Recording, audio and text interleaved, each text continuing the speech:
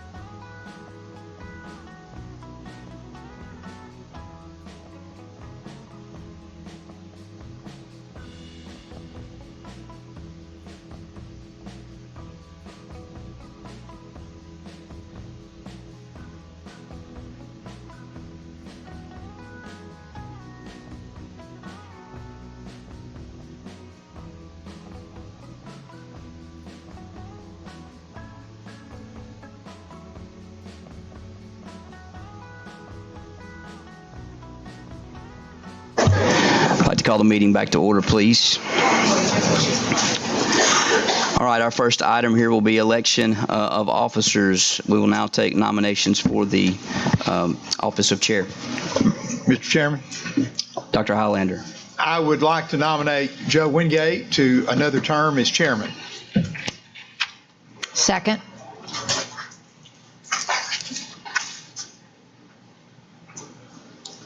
May we do this by acclamation? Well, Mr. Bennett and I were talking earlier today about the acclamation. I think either way it's going to require a vote, so Okay. we can just yay or nay. Are there any other nominations? Any other nominations? Okay, Mrs. Ford. Dr. Highlander. Yes. Mrs. Hill. Yes, thank you, Joe. Mrs. Jones. Yes. Mrs. Lennon. Yes. Mr. McClendon. Yes. Mr. Smith. Yes. Mrs. Thurman. Yes. Chairman Wingate. Yes. Thank you all for your vote of confidence. We will now take nominations for the office of vice chair. Mr. McClendon. Nominate Joe Smith. Mrs. Hill. I'd like to nominate Kathy Lennon, and may I explain why I would like to nominate Kathy? You may. So at our agenda session earlier this week, I talked about some of my vision for the board. My hope would be that vice chair could become a true complement to chair in terms of helping expand the work that the board does. In particular, I'd love to see our board be more active with the Tennessee School Board Association, and also potentially do some additional board development. I think that would, that kind of ongoing education would really benefit Hamilton County students. And I've seen from Kathy's leadership on policy and her work with TSBA, I think that she would just be tremendous to grow that role into something that could be really helpful to you, Joe, as chair. So, thank you. Thank you. Do we have any other nominations? Okay, Mrs. Ford. Dr. Highlander. Do we name a person? They're both good, but I will go with Mr. Smith. Mrs. Hill. I agree, they're both good, and I'll go with Miss Lennon. Mrs. Jones. Miss Lennon. Mrs. Lennon. I'll vote for myself. Mr. McClendon. Joe Smith. Mr. Smith. Mr. Smith. Mrs. Thurman. Smith. Chairman Wingate. Mr. Smith. He's got it. Mr. Smith, you need to go ahead, I believe, and change seats at this time. And then we also are going to have an election for, or take nominations for the legislative liaison. Does anyone have a nomination for that office? I do. Dr. Highlander. If she's willing to accept it, I think that Mrs. Hill did a good job, and I would like for her to do it again if she's willing. I will second that. Any other nominations? Thanks, Mrs. Hill? guys. I appreciate that, and I would absolutely accept that nomination. I appreciate it. Okay, Mrs. Ford. Dr. Highlander. Dr. Highlander. Mrs. Hill. Mrs. Hill. Mrs. Hill. Mrs. Jones. Mrs. Hill. Mrs. Lennon. Mrs. Hill. Mr. McClendon. Mrs. Hill. Mrs. Robinson. Not here. Mr. Smith. Miss Hill. Mrs. Thurman. Miss Hill. Chairman Wingate. Yes, Mrs. Hill. Congratulations, Ms. Hill. Thank you, Jenny. That's a tough job. Yes, ma'am.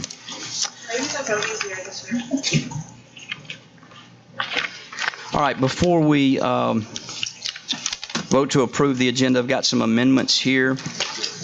Under the consent agenda, item D, D1, bids and contracts, we're going to remove item 1K, which is the Life Touch MOU.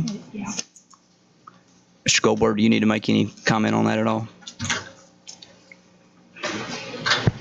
Thank you, Mr. Chair. Yes, we just need to pull this from the agenda because it does need to be bid. We were notified that they are no longer part of a cooperative agreement that we've used in the past. Okay. And then also, under board matters, item A, the superintendent's evaluation, just want to read this, and obviously this will be made public for everyone, but we've had to correct that as Ms. Robinson's evaluation was not part of the original calculation. My evaluation apparently was inadvertently used twice, so the overall score has changed, so just wanted to make note of that for everyone, and again, that will be available for anyone and everyone who would like to see that. Do I have a motion to approve the agenda? So moved to approve. Second. Okay, Mrs. Ford? Dr. Highlander, Yes. Mrs. Hill, Yes. Mrs. Jones, Mrs. Lennon. Yes. Mr. McClendon. Yes. Mr. Smith, Yes. Mrs. Thurman, Yes. Chairman Wingate. Yes. Next, we'll have our pledge to the flag and our meditation. Ms. Elaine Harper, principal of Red Bank High School.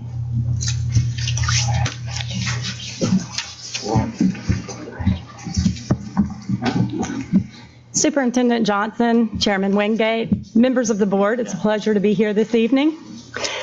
Yesterday, we had our first district principal meeting of the school year, and we did some celebrating. We wore our white Hamilton County ball caps and got our picture made, holding up our fives, and it was exciting. And then Dr. Johnson addressed the principals and stated, it's a good thing to savor the successful moments we've had, but it's time to shift the focus, looking forward to becoming the best school system in Tennessee. And as I reflected on that, I was reminded of a motivational phrase used by someone very special to Red Bank. And as you know, Dr. Johnson enjoys a good football analogy. So I'm going to give this a go, and it works out, but I've got a football team here to help me out. Tim Daniels was head football coach at Red Bank High School from 2002 to 2012. And we lost Tim suddenly in 2018. And after that, everyone I spoke with who played for or coached with him would mention one particular motivation he would use with his football players. Coach D would ask, what is the most important play? And the player or team would respond with, the next play.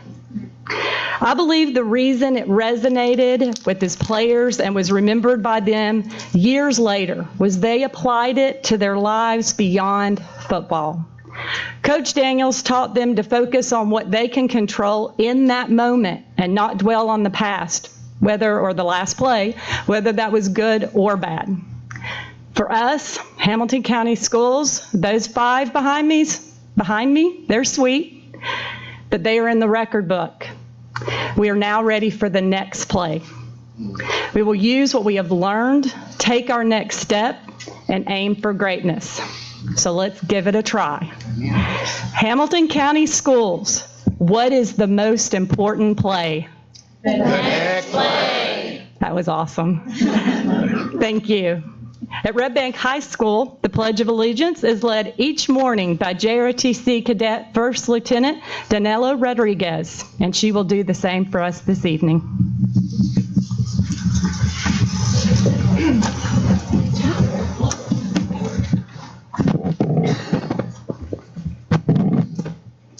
I pledge allegiance to the flag of the United States of America and to the republic for which it stands, one nation, under God, indivisible, with liberty and justice for all. Thank you.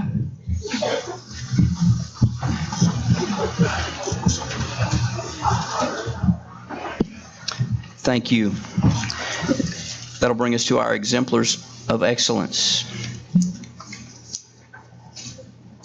Mr. Wingate, we're going to have the executive directors for the learning communities recognized schools. So Dr. John Tharp from Harrison Bay, Dr. Larry Reynolds from Missionary Ridge, and Ms. Sonia Goss from the Opportunity Zone. I will put a disclaimer on this that Ms. Robinson's schools we have not been able to get her signature on the certificate, so we'll get those to those schools as soon as this meeting is concluded. Well, in keeping with the celebration we had the other day, we have a number of schools in our school district that scored on the achievement side so high as to be recognized as a reward school. Put in real terms, these would be the A schools once these grades are assigned, and it requires a score of 3.1 on a scale of 4 in order to qualify. And I'm happy to say there are 7 such schools in Missionary Ridge, and I'd like the principals or their representatives to come forward at this time. East Brainerd Elementary School, CSLA, Westview Elementary School, Appleton Elementary School, East Hamilton School, the STEM School, and Collegiate High.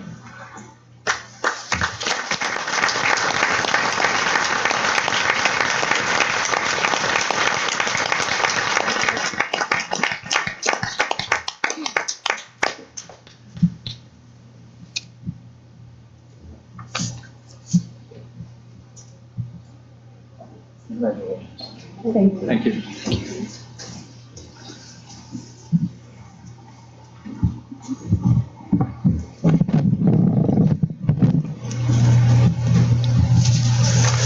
Dr. Johnson and board members, thank you all for your leadership and support this past year, and we're looking forward to great things again this year. And I'd like to add to the list today a few more, and we have Miss Andrea Johnson from Lakeside Academies here tonight to represent Lakeside, if she would come up.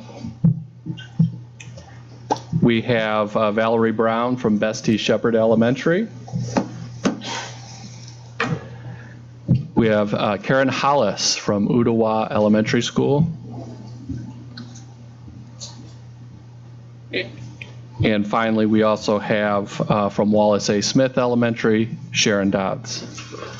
Let's give these schools a round of applause.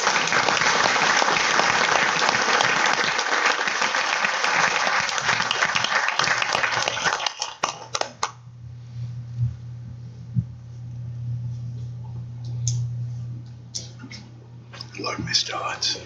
I just love Miss Dodds. She always smiles. She's a good woman, godly woman.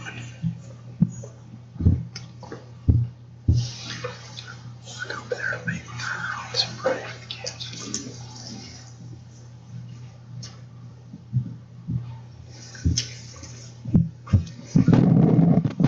Good evening, Dr. Johnson and members of the board. Thank you for joining me in recognizing our Level 5 schools in the Opportunity Zone. I greatly appreciate their hard work and the sacrifices they make every day for our children. I want to begin by calling up Dr. Lindsay Starnes at Clifton Hills Elementary, Rose Odom at Calvin Donaldson Elementary, and Joyce Lancaster at East Lake Elementary. Congratulations to achieving Level 5. Thank you.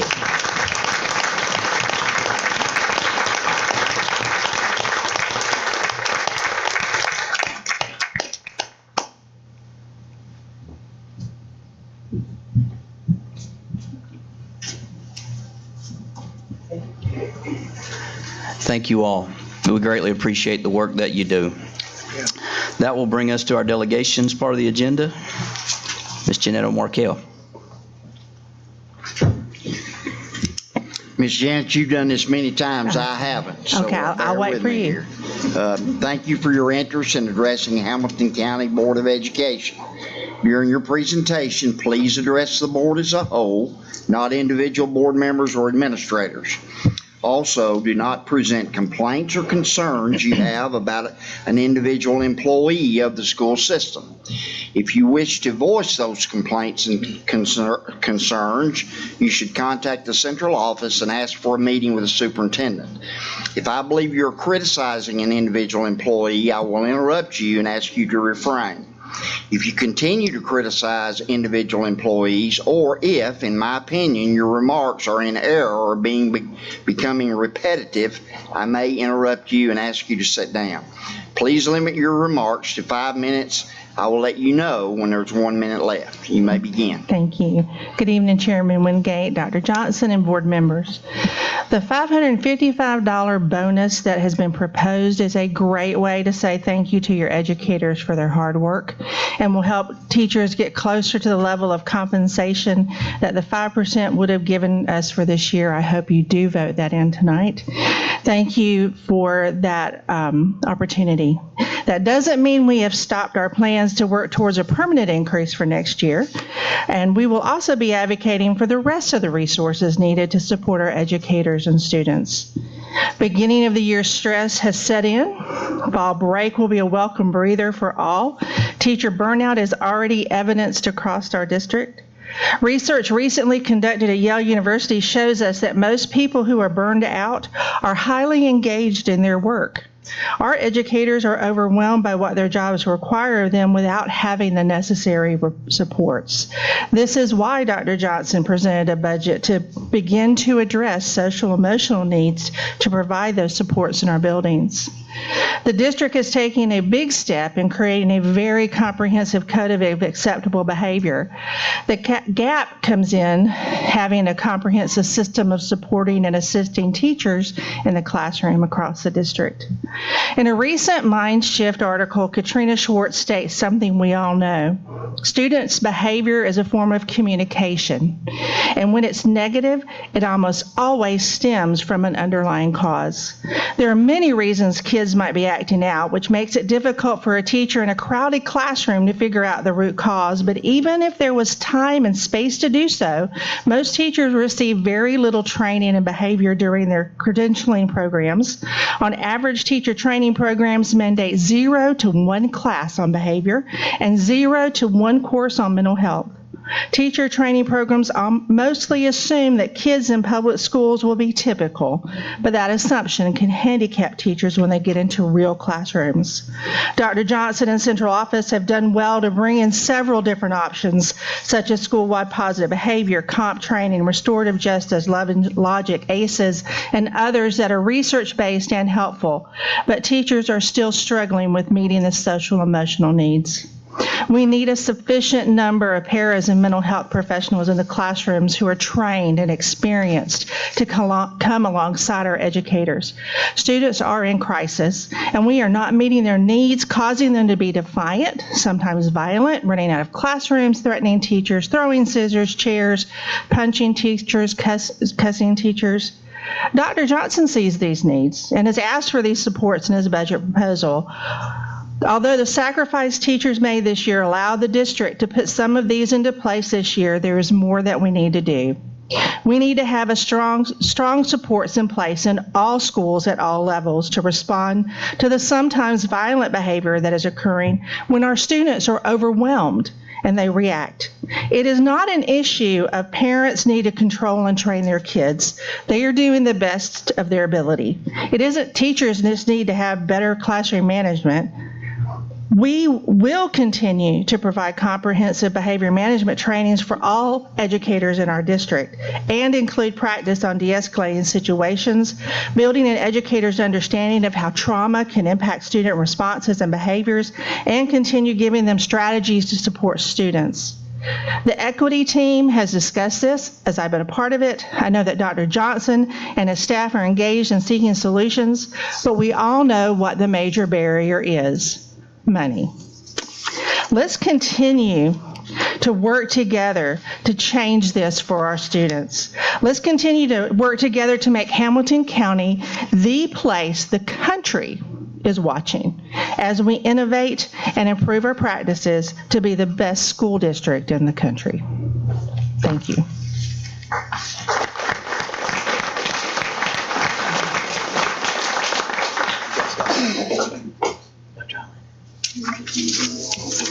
All right, that brings us to presentations. We'll have a Future Ready update by Ms. Jill Levine.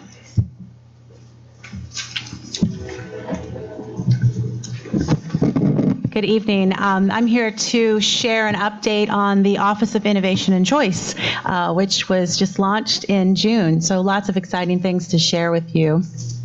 I'm sorry, some of the slides seem to, the Future Ready slides, did they get moved? Okay. Sorry, there were some last-minute edits of the slides. We launched the Office of Innovation and Choice in June, and we have 5 parts of this office. The first is innovation, then arts, then family and community engagement, school choice, and development is the 5th. So I'm going to talk you through some of the things that are happening in each of those. The goals for the Office of Innovation and Choice are, number 1, that Hamilton County Schools will be the first choice for families. Our plan is to accelerate innovation and the arts, to enhance engagement, and to increase choice options.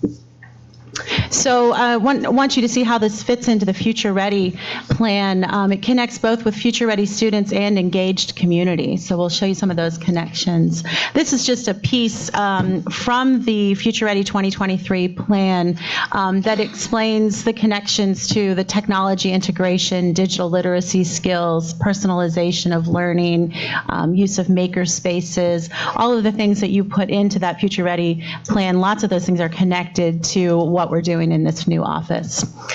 Here's some specifics, and I kind of highlighted in blue some keywords so that you wouldn't have to read the whole thing. But one-to-one technology, student choice and voice, arts instruction, STEAM instruction, technology integration, innovative professional learning, and project-based learning, all things that we're focused on. This summer, I went with my son to his college orientation, believe it or not, and they put up on the board the 10 things that employers are most looking for in graduates or applicants. And I just thought this list really connected with what's in Future Ready 2023, but written communication, problem solving, ability to work in a team, initiative, analytical and quantitative skills, strong work ethic, communication skills, leadership, detail-oriented, and technical skills. So first part of the innovation part of our office is to accelerate innovation. And if you'll just take a look at the picture here, this is a picture of some students at the STEM school. I was there last week looking at some of the projects they were working on. These 3 girls were building a prototype to solve, to come up with a solution to a problem. It's a little hard to tell in the picture, but what they developed was a slipper that you could put on in the middle of the night, and as you step through to find your way to the bathroom or to get a glass of water, the slipper lights up. So if you, like in our house, it's very dark at night, you can find your path through this light up slipper. So they used some digital fabrication tools to cut these things out. They built multiple prototypes. When I was there that day, they were trying to figure out a new solution for the battery for the lights, because apparently it had started smoking, and they had to solder wires together.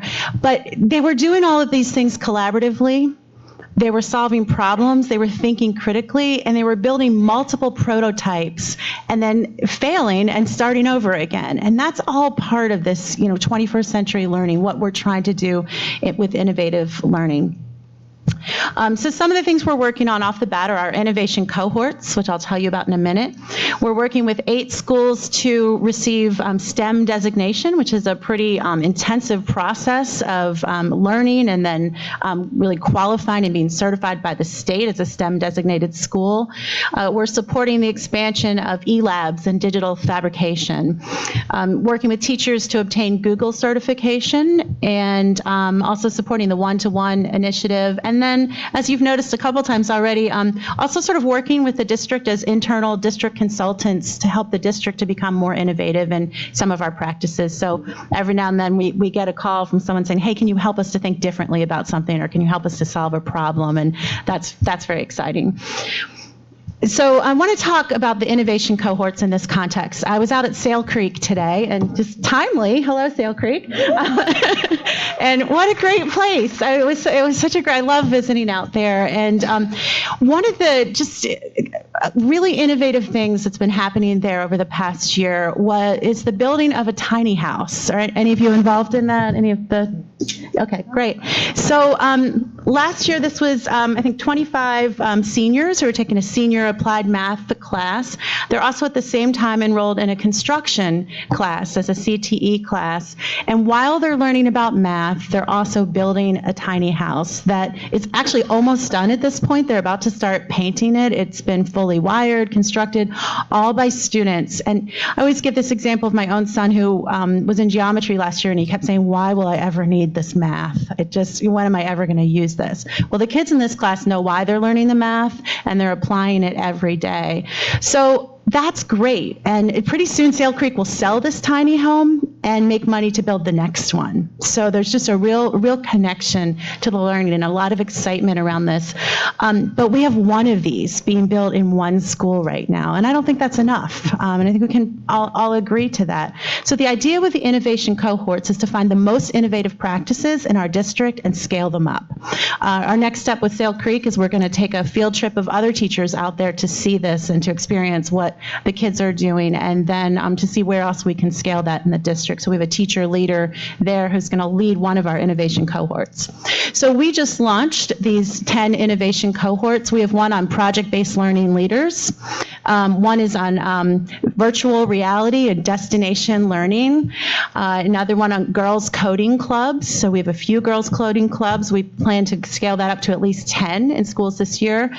Implementation of our Chromebooks in ELA and the humanities. Student-run businesses. We have one called Fitness for Focus that Joe Smith and I have been talking about doing some things. Student voice, increasing student voice. That cohort will not just be of teachers coming together to learn, but students will be part of that as well.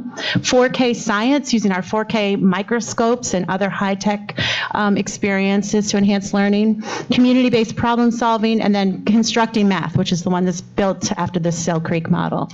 So these cohorts will be teachers coming together from across the district who choose to be part. It's all choice. Teachers can choose to opt in or not, and to learn from each other as we scale up innovation. We've received some grant money already to start some of these so that we also will provide resources to teachers as they're embarking in this work.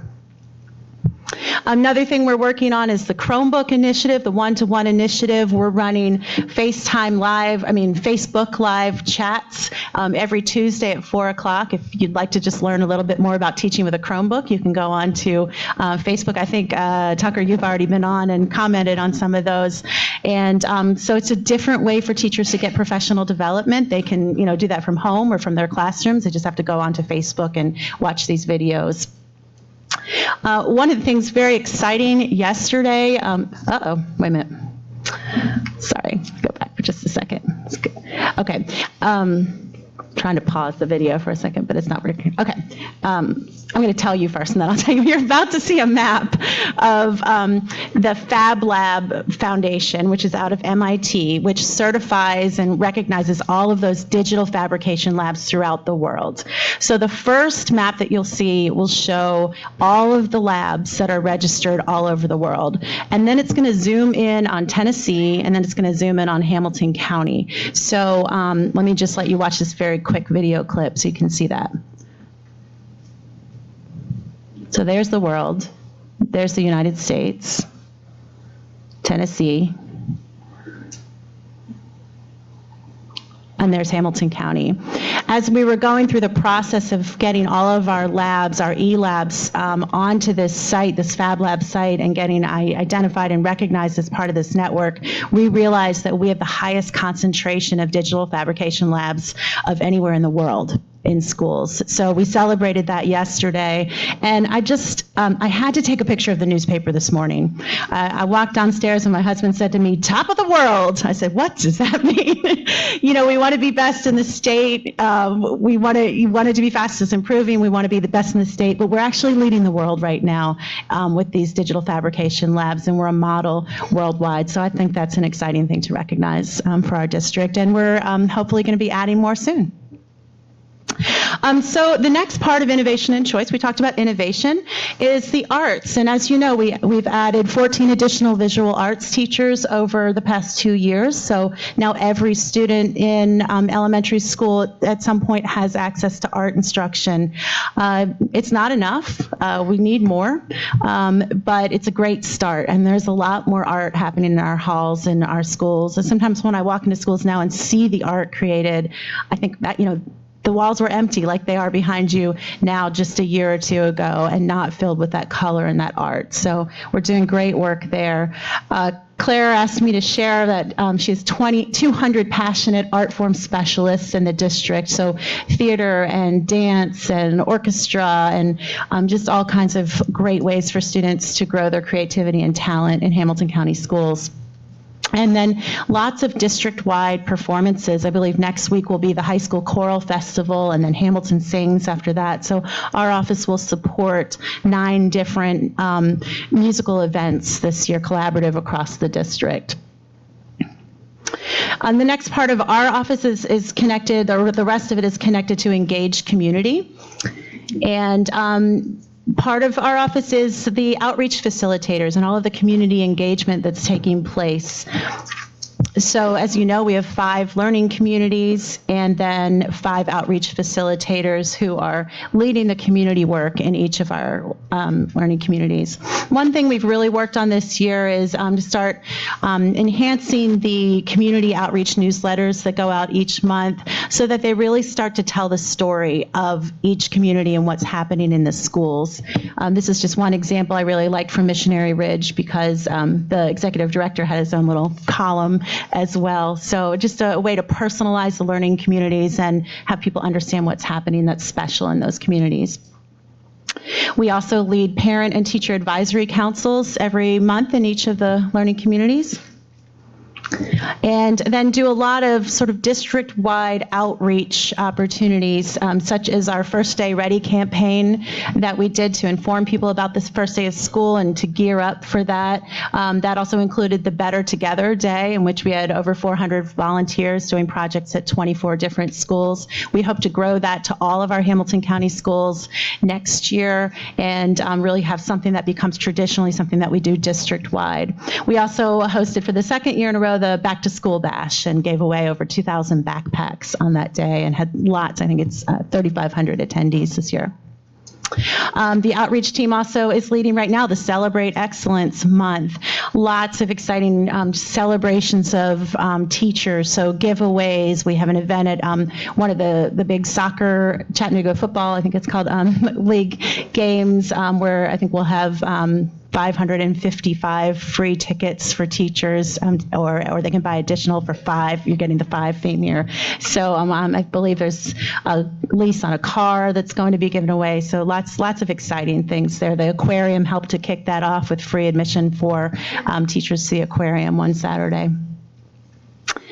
And then, of course, we just launched our second year of Leadership Hamilton County Schools. Have a great group of just really passionate people who care about kids, want to learn more about schools, and want to advocate for our schools. The final part of our office is focused on school choice. And so we started to add up what we have right now and discovered that we have 58 choice options in 40 different schools. We want to grow that and to provide as many choice options for kids and families as we can. So we'll be launching a new campaign soon called Choose Hamilton. We want everyone to understand all of the great options that we have and really encourage them to take advantage of those options and to choose Hamilton County schools. So here they all are. We have open enrollment schools, which we hope to add more of this year, charter schools, magnet schools, some of our special schools like Estamp and Volkswagen and Polytech, and then, of course, our Future Ready institutes. We also are working to streamline the school choice process so that there's one application for all of these options, so that it all runs on the same schedule, on the same day, at the same time. And the idea there is we want to make it accessible to everybody and simplify the process for families. So this year it's sort of broken into 4 steps, so information sessions that are optional, and then we'll have a big Choose Hamilton fair in January, 1 lottery application application for all choice options at the same time. We'll run the lottery in February and then give parents the chance to choose where they want their child to attend based on those what schools they get into. I said that was the last part. This is the last part of our department, which is development. So we want to do all of these innovative things and improve our schools. It takes money. And some of that is grant money or in-kind donations. So we have the Fund for Excellence, which currently runs our coupon sales and the Superintendent's Honors Banquet. I think there's great opportunity there to build on the excellent work that's happened for many years there, but also to do some more. So we're already working on a spring golf tournament for those of you who like to play golf or just drive a cart and encourage others. That will be coming up this spring. We're going to run an Expect Excellence campaign in October, which will just be a way for people to give online donations. Just go online if they want to donate to innovative programs or arts programs or other programs in our district scholarship funds. They'll be able to do that. And then we're also working on several grants, building donor relations and other partnerships. Of course, you've heard about Donors Choose, but that's a great way to raise money for individual classrooms to meet specific needs. So over $450,000 has been raised already over, I believe it's the past year through Donors Choose. So ultimately, the goal is that Hamilton County Schools will be the best district in Tennessee, if not the world. Any questions? Yes, sir. I have a question. Go ahead, Ms. Lennon. Let me get to my page. Okay. I have a question about the Chromebooks. Can you update us on the Chromebooks as far as do all the students have them at this time? Are they being used by all the students in all of the schools yet? I can take that one. Okay. Yes, so we've got 4 schools that, all but 4 schools, all schools have the devices in-house. We've got all but 4 schools that have fully deployed the devices. We actually had conversation with them this week. They're working through deployment. I'm sorry, I should add a 5th. There are 5 schools that haven't yet deployed them. One of those 5 has a deployment model.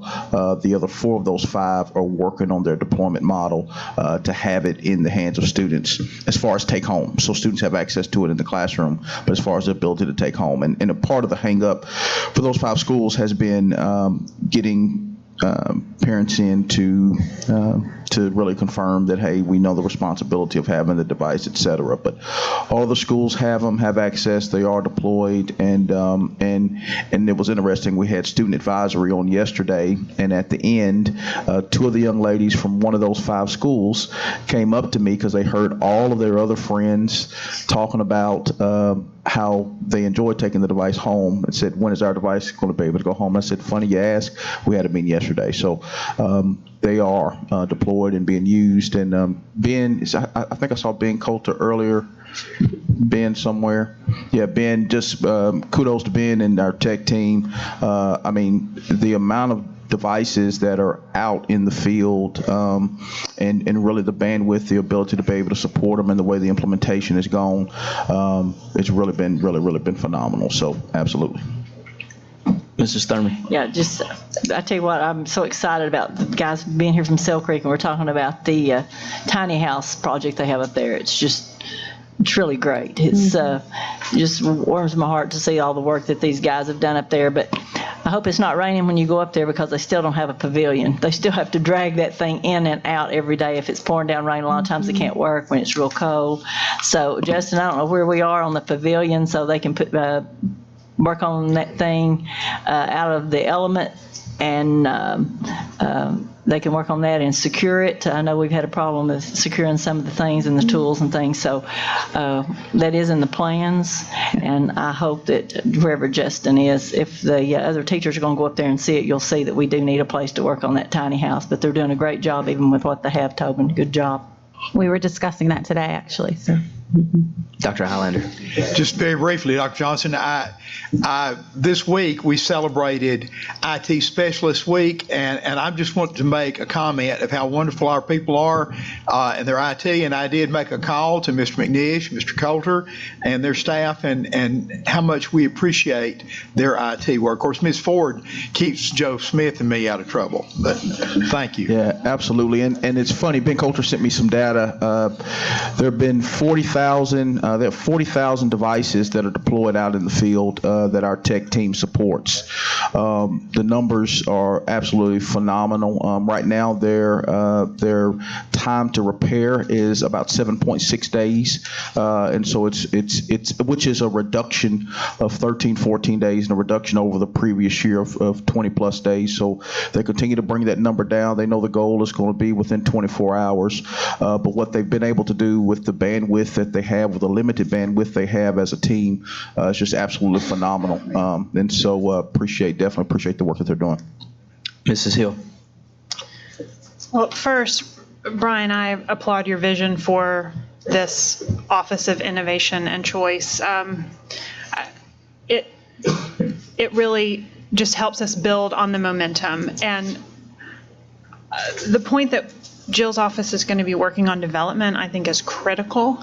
To have some folks that are really focused on grant writing and looking at ways to engage our community's generosity with their pocketbooks is just wonderful. I mean, we talked at our session on Monday about how there are businesses who would like to give money to help with school lunches, for example. And I've noticed moms on Facebook saying, I'd happily write a check for $10 to help a child pay for food. So this is great.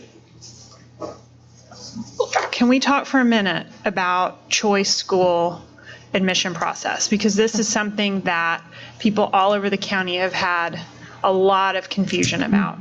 And when this Choose Hamilton started rolling out, we got an email from Brian about information sessions September 9th, which is behind us now. So will you please elaborate on what that's really going to look like for everybody at every school? Sure. And of course, we always have big conversations about the historic changes or the history of the CSAS, CSLA kindergarten conversation, and even today that was brought up to me at a Bible study. So Yes. So, the idea of having one process is to make it more accessible for families. It's been challenging to navigate because there were open enrollment was separate from magnet, was separate from charter, and it having been through this when I moved to Washington, D.C. with my family for a year and was looking at choice options in Washington schools,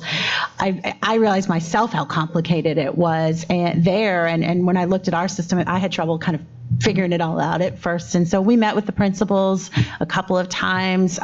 There were some schools that had a lot of extra requirements beyond these. And we still do have an audition at one school at CCA.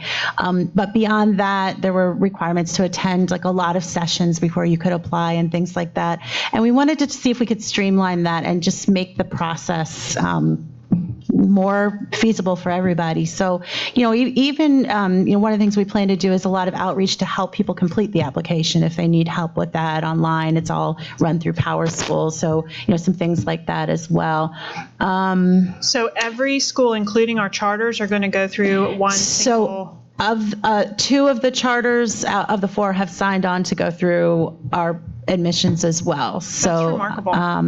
So they want to be on board. We shared that if they would use our admissions, that we would help with promotions and include them in all of our fairs and things like that. They're our kids too. Right. They're Hamilton County kids. And so we've tried to really kind of, and Nakia did some of this work last year, just open our doors more to the charters and be sure that we're supportive and collaborative in those efforts. So yes. Okay. Certainly, we see that Nashville really values choice, and this is a good move. And I don't know that very many districts are as cohesive with charter schools as I'm seeing Hamilton County become. And I think that's something that could become a model across the state for how well we're working together. I mean, the work that our academic team did to help our charter schools get to fives this year is really something. And it's a different story than maybe other districts would tell. So good job on that. Thank you. As y'all, this is great, and I think, you know, that we got to keep in mind as we continue, hopefully, to have more options and more school choice, that we really drill down on talking about transportation and the challenges that school choice, quite candidly, and Future Ready and our magnet schools has created. And so when you're having those conversations, and I think it's great, everybody ought to have an option, and the more the better. But that's got to be a part of those conversations because I know that's really created a big challenge for David Eves and his staff. And man, those guys, what a great job they've done under hard circumstances. So please include those conversations. We absolutely will, because transportation is the equalizer in all of this, really. So thank you for bringing that up. Okay, any other discussion? Thank you, Mrs. Levine. All right, do we have a motion to approve the consent agenda? So moved. All right, any items that we'd like to pull? Mrs. Thurman? Yes, I would like to pull 9(1)D. 4. D4. Which? It's under, it's under, Fund balance? no, fund balance proposal, yes. Right. Yes, that's 9D4, I guess. Is it- 9D4, yes. Fund balance proposal. Fund balance 9D4 fund balance. Yes. Okay, Mrs. Hill? I'd like to pull 9C1, A and B, field trips. C1, A, B, Dr. Reynolds and Dr. Parker's field trips. Okay, anything else? Dr. Highlander? I'd like to, not necessarily, I guess I need to pull it. I'd like to make a comment on 9D5A. It's basically, I guess you pull it, I just want to make a comment. Okay. Probably need to pull it to do that. Is that board policy? Is that the one you're pulling? Yes. Dr. Highlander? Food service board policy. Board policy. Is that right? Yes. Okay. All right, anything else? Okay, Mrs. Ford? Dr. Highlander? Yes. Mrs. Hill? Yes. Mrs. Jones? Yes. Mrs. Lennon? Yes. Mr. McClendon? Yes. Mr. Smith? Yes. Mrs. Thurman? Yes. Chairman Wingate? Yes. Okay, Mrs. Thurman? The moment you guys have been waiting for in Sale Creek. Amen. Amen. Yes. The appropriation of unassigned fund balance in the amount of $5,750,000 for uses identified below. One of those is the transfer of funds for $2.5 million for Sale Creek to get you.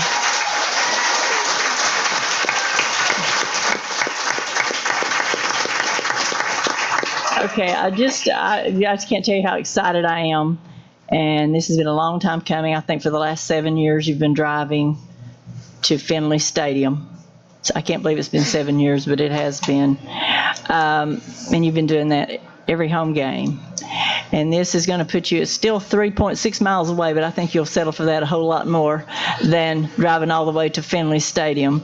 The field is already there. This is to put bleachers, lights, dressing rooms and bathrooms, concession stand, I think, going in there. And I cannot tell you how excited I am. I was there the first day they put the shovel in to level it up. So it's come a long way thanks to the community. The community is the one who has put the sod in, has put the sprinkler in. I think the goal post were from Red Bank Middle School, I think, and the scoreboard was from Tyner, I think, Middle School maybe.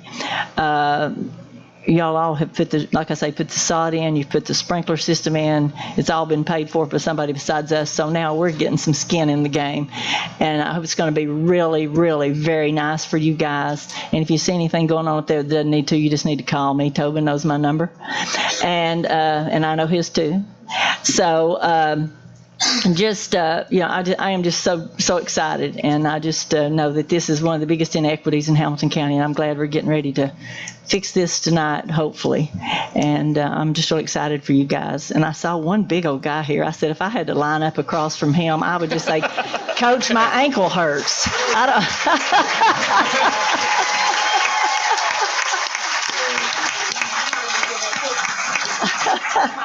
Yeah, if I had to see that, I would get, I would think of something for the coach to take me out. I don't know. Do what? Fake an injury. Yeah, fake an injury. There you go. That would be me. But anyway, I'm just ready to put this on the agenda. And if it's voted for, if you have to get at least 5 votes, and I hope we get 9, or 8. I think there's only 8 of us here. But anyway, I'm ready to vote on this. Mr. McClendon, do you have a comment about that? Yeah, about the STEM equipment, the same thing. Do we know where those, I think it's 5 STEM labs, right? Correct. So there will at least be one in each learning community is how we're looking at it. We'll take this very similar approach that we took with the digital fabrication labs that have been implemented so far, and we'll go through a scoring process. The schools can apply. Obviously, they'd have to have space, et cetera, identify personnel for it. But really, the beauty of the application process is the school is saying, I want this, which means they're going to be invested in it and make it come to fruition. So we take that very same approach.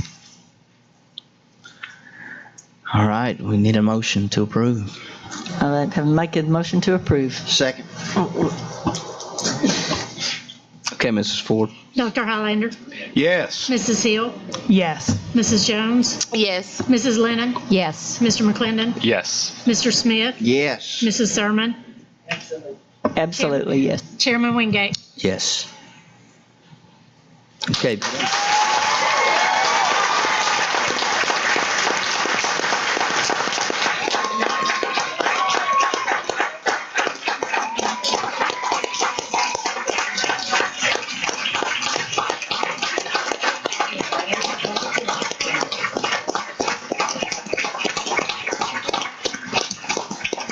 Mr. Chairman, if I could, now I want to set some realistic expectations. The field's not going to be ready tomorrow, guys.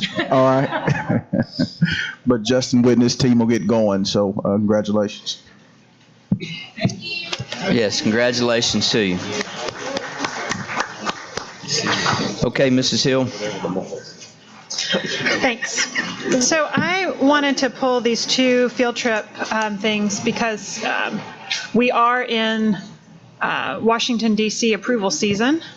And I have noticed in my time on the board just significant differences in costs on these Washington, D.C. trips. And therefore, some really different levels of participation in these trips. So I wonder, East Hamilton Middle High School, how many 8th graders are there in that class?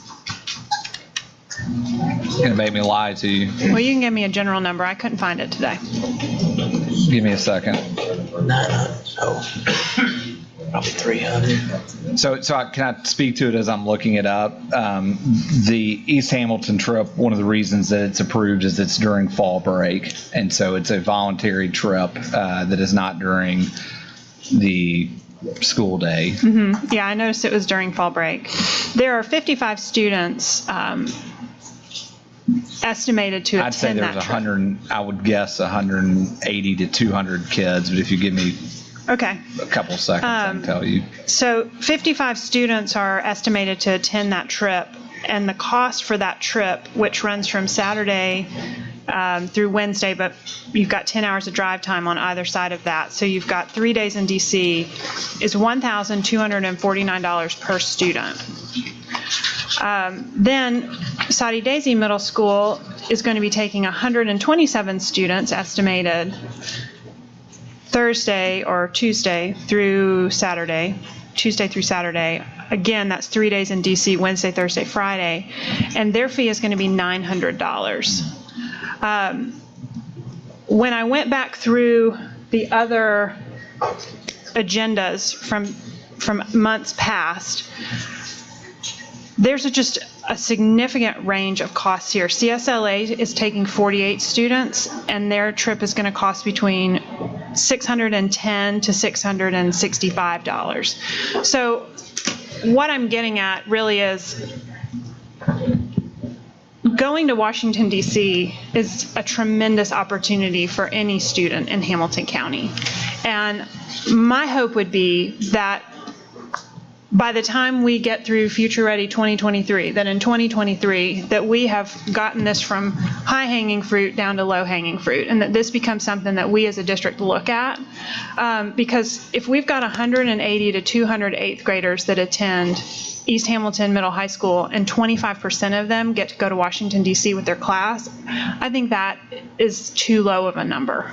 And when a trip at one school costs $500 more than a trip at another school, it says to me there's an opportunity to reduce that cost. I didn't notice any of these trips being longer than 3 days. And I mean, even just between Saudi Daisy and East Hamilton, that's a $350 difference in the cost of that trip, regardless of whether it's on fall break or not. $350 is a whole lot of money. And $500 or $700 is even more. So I'm excited to approve these trips, but I would just ask that within our learning communities, we start thinking about the why of these, because that could adjust the how of them. So there are about 237 kids in East Hamilton's 8th grade. And so it's not even 25%. No, it's not. Pretty close, but not. But so, I mean, we struggle with these. The board has asked us to look at these. We've struggled as executive directors to approve them, and when to approve them, when not to. The cost is going to vary based on the type of trip, like what they're doing, what museums they're going to. Is food included? Is it not included? So that's one of the reasons why you see a range in price. The two that are on here now, one of them is during fall break. Saudi Daisy Middles is after the school year, and so we're struggling to approve or not approve during the school year. Mr. Bennett, I mean, you can speak to this about if it's during the school day, then we have a requirement that every kid can go on the trip. And so we're caught in this like catch-22 of what we want to do as a community. I hear what you're saying. We want every kid to be able to go. These two happen to be in breaks when kids are not in school, it's not in session, and that's why we're bringing them to you. I don't know that we've brought one to the board in the last several months. I know we haven't this school year that was during the school day unless it included, every kid. And I 100% agree with what you're saying. It's just I also wonder, specific to the DC trips, does Orchard Knob Middle and does Howard Connect, do they take trips to DC? I haven't not seen one for request to approve one this school year, and not every school does it. I think that we've had. You mentioned CSLA, Saudi Middle, East Hamilton. There may be Hunter, a couple. Brown, Hunter, Signal Mountain, Sail Creek. And that's just, as I went back, I'm not remembering if Lookout Valley does one. Sail Creek does one every other year. So they take 6th and 7th together, or 7th and 8th, excuse me. So just something for us to think about. Going to Washington, D.C., that could be a life-changing experience for a child. So if over time, in the next 4 years, that's something that we could do a better job of, I think that would be a benefit to our students. We can put that back on now. Mrs. Thurman, did you want to comment on? Yes, I just want to comment. Jeannie is exactly correct. I've had a problem, as Scott knows, and Scott and I've had, I don't know how many discussions we've had about things like this since I've been on this board. But here again, this is something I don't think that we can really do on school time unless it is academics. And if it is academics, it's considered part of the academic experience. And if it's part of the academic experience, then it has to be paid for. I can understand some parents paying and some parents, not being able to. Here is another opportunity for businesses or somebody to maybe pitch in and help to pay for some of these students. Of course, some parents may not want their students to go, may not want their children to go. I don't know. But I have a problem because my family couldn't afford. I think some of our people when I was in high school, we couldn't afford for me to go. But I found out it's really rotten up in Washington too. But anyway, it's but it is a great experience. And I think it's something that, Jenny, we really do need to have a discussion about this because some of the people who need it the most can afford it the least. And like I say, it's something maybe we can work with some of our business partners or partner with the school to help fund it for, some kids who are just not able to go. Because Jenny, I just don't think it's a good situation to leave some kids behind. And they're always the ones that always get left behind. Okay, do we have a motion to approve? Ms. Hill, motion. Oh, I'm sorry, second? Second. Okay, Ms. Ford? Dr. Highlander. I just basically want on the. Your vote. Oh, I'm sorry, yes. Mrs. Hill. Yes. Mrs. Jones. Mrs. Lennon. Yes. Yes. Mr. Smith. Yes. Go ahead, Ms. Thurman. Yes. Yes.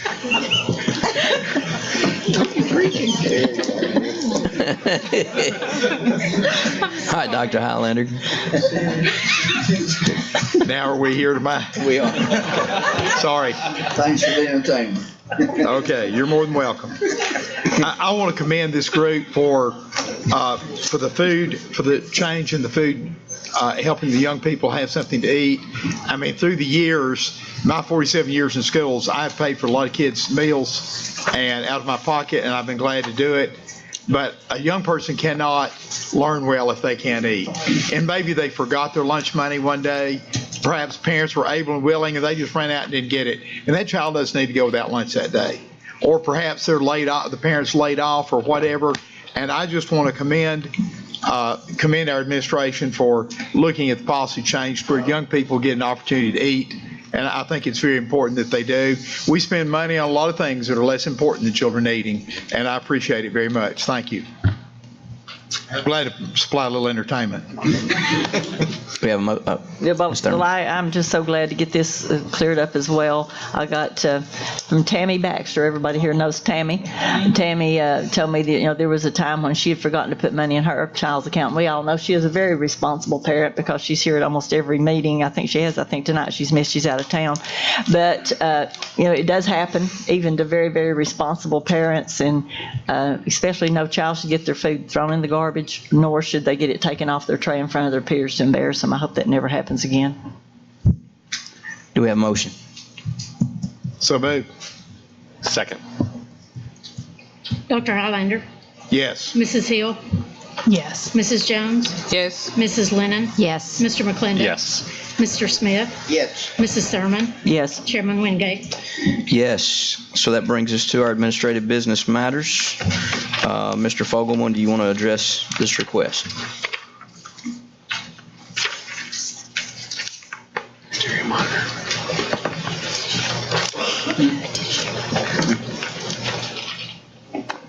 At Thrasher, we have a request to add a cafeteria monitor. The Mountain Education, at Thrasher, we'll be asking to add a cafeteria monitors, 2 part-time cafeteria monitors. They'll be funded by Mountain Education Foundation for this school year. Move to approve. Second.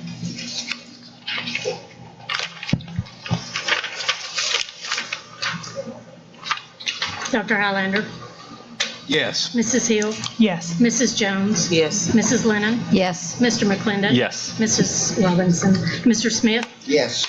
Mrs. Thurman? Yes. Chairman Wingate? Yes.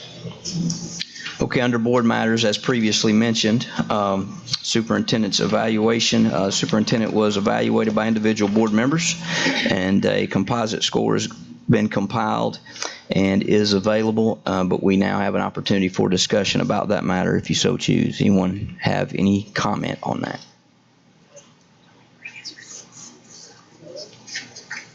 Mr. Smith? You know, we had a bunch of athletes here, so I do want to kind of use maybe a sports analogy. Thank you, Steve, if I can, and related to Dr. Johnson and his evaluation, and I'll stand to be corrected, Scott, so you jump in here if I say something wrong, but as I understand it to be, you know, we're kind of like the Southern Conference. We've our coach has taken us to the championship. So now the Southeastern Conference athletic directors are going to come on and try to hire our coach, I'm afraid. And if I'm correct, and correct me if I'm wrong, when we negotiated Dr. Johnson's contract, in that contract, I think there's some verbiage that we wouldn't talk about any kind of extension until the final year of that contract. Is that, am I saying that right? Yes, sir. Which would mean theoretically, I guess, we wouldn't begin to talk about any kind of new contract or extension of a contract until this time next year. And I don't think we have until this time next year until the Southeastern Conference athletic directors come knocking at our door wanting to hire our head coach. So I would like to make a motion that we begin to we amend the current contract, that verbiage that would allow us to begin to talk about extensions or a new contract for, I don't know what the proper way to word that, for our superintendent. That's a motion. Mr. Bennett? I'm sorry, I'll wait for, if there's a second before I make any comment. Second.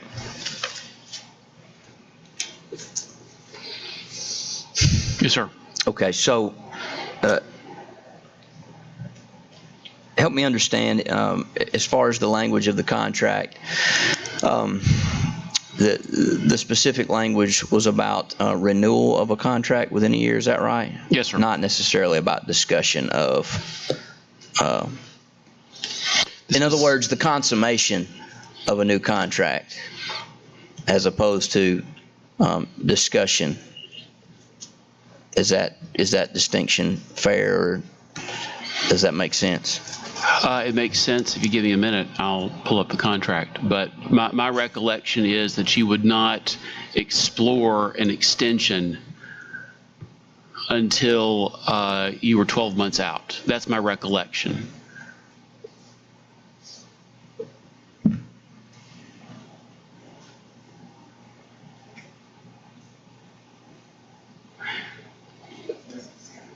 And for, while I'm pulling this up, for housekeeping's sake, Mr. Smith, if I may, your motion was a motion to amend the contract to allow the board to explore an extension of Dr. Johnson's contract. If I might suggest, maybe we just say a motion for the board to begin exploring an extension of the contract. If that makes, because If that gets the same thing done. yes, sir. It's with one vote instead of two. Okay. Okay.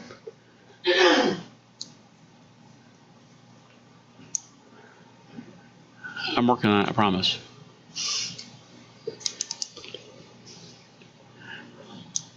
Mr. Chairman, why don't you tell a funny story? Yeah, sure. That sounds great. Well, and while you're looking at that, I think the other thing too is we had some goals that the superintendent really identified for himself, and he met those goals. So we're going to have to set some new goals, and so all that could be rolled up into one, I think. And so I trust that my colleagues will really chew on that. I just, we've come a long way in 2 years. We have. Now, we've got a lot of work to do, no question. But leadership is so vitally important, and I've only been around now for 3 years. I mean, I've been around for a lot of years, but I mean, on this, What's going on? Sherry enjoyed that too. What is going on? But we hadn't had a lot of really good luck in superintendents, and I think that our current superintendent has demonstrated that he's a good head coach, and I just don't want to lose him. Good. Mr. Wingate. Keep talking. Yes, sir.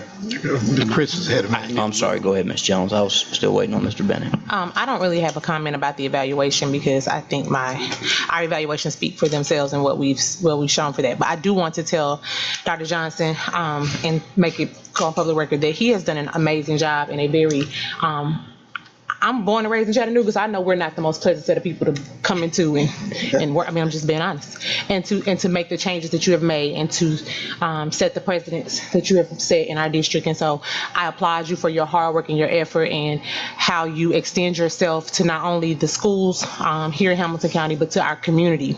You see Dr. Johnson everywhere. He and his family are everywhere, and they're very much engaged and involved in our community. And you've come and made Hamilton County your home. And I want to thank you for that and all that you have done for our children, and how you've began to show the people of Hamilton County that Hamilton County schools should be their first choice because of what we're doing here and for changing the morale and boosting the morale in our district. I just think I've sat under now 3 superintendents, and I just have been able to see the great change you've done here. And so I think sometimes people take for granted what he does because we feel like we're paying him to do a job, but he does overextend himself. And so I want to say thank you to you and to your family for sharing you with the students of Hamilton County.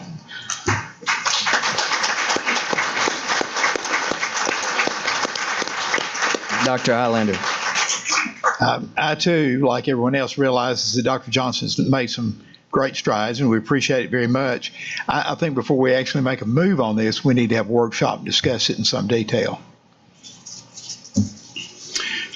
So, Mr. Bennett. Mr. Chairman, the contract language reads as follows. It is understood and agreed that the board will not consider renewing this contract prior to the expiration of its 3rd year. If the board fails to renew this contract within 6 months thereafter, then this inaction shall be construed as notice of non-renewal. As I pointed out to you when you adopted this language back in July of 2017, a majority of the board could obviously vote to enter into contract negotiations, notwithstanding this language. And so to the point that Dr. Highlander just made about a work session, as I understood Mr. Smith's motion, as I sort of rephrased it, that's exactly what he's proposing, is that it would be an exploration, which obviously y'all would have to do at a work session. And under Tennessee law, you couldn't do it tonight anyway, because you've got to give 15 days notice. And as Mr. Smith also said, you've got to have goals and objectives, which obviously Dr. Johnson would have to agree to. So you're necessarily looking at a work session if the board ratifies Mr. Smith's motion. Why do we have to vote on a motion to set a work session? Well, because you still have to deal with this contract language. Well, there was a reason that language was there, and we've lived through this. Because we've had superintendents in the past who had their eye on another job, and they kind of did some stuff that they knew was foolhardy, and then we had to buy their contract out. So that's why that language was put in there, to keep from extending a contract that would end up costing the taxpayers, a few $100,000. So It's nothing against Dr. Johnson. I mean, I like you, Dr. Johnson, but, you know, but I never said I didn't like you. We just don't always agree. I like a lot of people I don't agree with, you know, that's okay. But, I mean, I agree with a lot of what you do, but, we're not going to agree on everything anyway, but there's a reason that language is there. And, you know, and I'm one of these people, if he wants to go somewhere else, is he going to do that good a job for us? So I'm not real, because as far as I remember, people weren't beating down the doors to come to Hamilton County anyway, if I recall. So, you know, I appreciate everything he's done, but I just, like I say, there's a reason that language is there. Is the taxpayers of this county are tired of buying out superintendent's contracts. Well, how about if we just be nice to the man and treat him well, and he might just want to stay without us even have to do all of this. I mean, sometimes people want to stay when they're treated kindly and compensated for their worth. And then maybe we can have a work session about it, maybe down the line, and still talk about it. But I think if we continue to be nice to him, be nice to us, we both. and then right, but then he might just stick around. I mean, and I want to say, and I'm saying that because, and I don't know if anybody remembers this, but the summer that we were looking for superintendents, when Dr. Johnson interviewed in his Skype interview, in his well, first of all, his resume, his paper presentation, then his Skype interview, his actual physical interview, he stated in all of those that education was a calling to him, a purpose. And I am a firm believer that when people feel that there's a calling or a purpose on their lives, they go where they're supposed to go because they're sent there. And so we're nice to him, like I said, and he continues to walk in that calling. And if it's in Hamilton County, he's going to be here with us regardless. So I think sometimes we have to think about that. But I do remember that stuck out to me. Every time we had contact with him that summer, he stated that that was consistent. And so maybe if we continue to be consistent, then and support his endeavors and trust his skill set, then he'll be here anyway, and we don't have to worry about all of this. Plus, you're not an SEC team fan anyway, are you? That's what I thought. Mr. McClendon. To keep with the football analogies, Tennessee was nice to Lane Kiffin too, and we know how that turned out. That's still too soon for a Tennessee fan like myself. But I've been on the board for just over a year now, and just thank you to Dr. Johnson and everything he's done. I was at my alma mater, Ottawa, on Tuesday with Kathy, listening to a group of students, and I see it at East Ridge and CSLA and all these schools that just the opportunities we're given to our students. We heard all about it all tonight. I mean, I wish I could go back 6 or 7 years and finish high school and have these opportunities to go to these different places and different institutes and stuff. I think there's just kind of been an energy around education that we haven't seen, you know, at least while I've been around. I haven't been quite as long as Joe down there, but just wanted to say thank you, Dr. Johnson, and the whole administration for making this first year for me on the board just excellent. Mr. Smith. There's a motion on the floor. I call for the question, Mr. Chairman. I got a comment before we do that. So and I will say I agree with a lot of what everybody's saying. And so, you know, when you talk about calling, one of the things that drew me to this season of service was, you know, a disgruntlement or discouragement with where I thought we were and where I saw us heading. And I distinctly remember first weeks on this board talking often about change and specifically about leadership. And I am thankful for the leadership that Dr. Johnson has provided. There's no one who could take a look at where our school system is now and not believe that we are in an exponentially better place than where we have been. I don't think there's much argument about that. to be able to accomplish some of the incentives and the goals that were put in that contract a little over 2 years ago is impressive. And I remember the conversation at that time being, hey, I don't really think he's going to be able to get there, but it's his deal, right? if he wants to put it out there, more power to him. And so it is amazing to me, and like we've said, look, nobody up here thinks that we've arrived. There's nobody here that believes that. We are excited about the direction that we're headed. We're excited about the work that has been accomplished, because there has been much work accomplished. But we do. It's not where all of us would want it to be, or any of us would want it to be. I don't think it's where Dr. Johnson would want it to be yet, but we all have a vision about what we would like to see happen, and we are excited about the momentum that that the school system has created. What I would say, though, and I'll agree with Rhonda, I want us to be wise about what we're doing, and if a work session and exploration, I don't know how we're going to define exploration, but as we start to talk about what the future is going to look like here, I am willing to do that, and I just want us to make sure that we are wise, because there have been some missteps in the past, and that's not Dr. Johnson's fault, and it's not collectively all of our fault. But we, again, just be wise about what we're doing, so that we do what's best for our community, and we do what's best for Dr. Johnson and his family when we get to that point. So having said all that, I'll let a second go forward if that's what's going to take place. Dr. Island. I agree with basically what everyone here said. I think Dr. Johnson's made some excellent steps, and I appreciate that very much. And I think also that if you treat a coach or superintendent the right way, he or she will want to stay. And I agree that we should do that. But also, I've been where Ron is, and I've been through, I think, 11 superintendents or 12 in my tenure since I started at Harrison Elementary in 1957.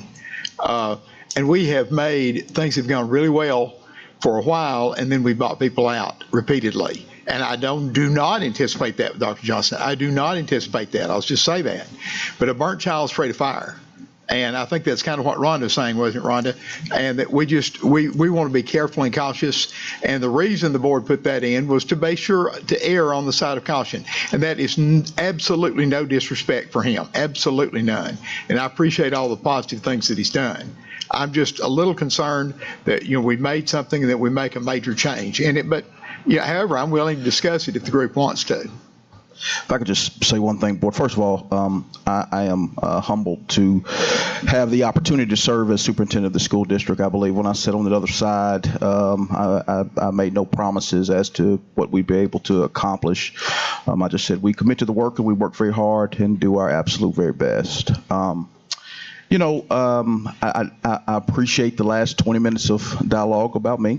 It's been quite flattering, very uncomfortable, because our work is about children, and I want to make sure that you all know that you do have a leader that's committed to children. I also want to say this, that I sit here, this is the third year that my mother will not be with me on my birthday. And I personally struggle during this season over the last 3 years as my mother has not been with me. And you all know that when I interviewed on a Thursday, well know that my mother passed on a Monday. The most important thing that anybody can ever have is an education. The most pivotal thing that my mother taught me was how to read, how to write, articulate what you read and write, how to work hard, and how to serve people. So at the end of the day, regardless of what the board decides in regards to my service here, I want you to know that I appreciate what has been and is a phenomenal opportunity to serve as your superintendent, and I look forward to the work in the days ahead in this great school system. I also appreciate appreciate the feedback that you all provided, and will absolutely use that feedback to get better and to improve as a servant leader. So with that, again, thank you, Chair. Thank you, board members, for giving me just a moment to speak. All right, we do have a motion on the floor for the possibility of discussions in the future. Do we have a second? Can you read the motion again? What I had suggested and Mr. Smith agreed to, and it was seconded by Sorry, that's right, Mr. McClendon. Motion for the board to explore extending the contract of Dr. Johnson.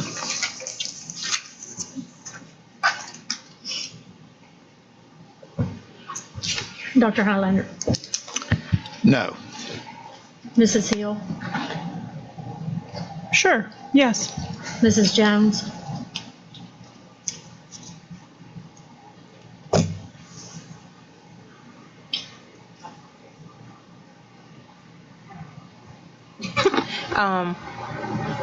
Sure. Mrs. Lennon. Yes. Mr. McClendon. Yes. Mr. Smith. Yes. Mrs. Thurman. No. Chairman Wingate. Yes.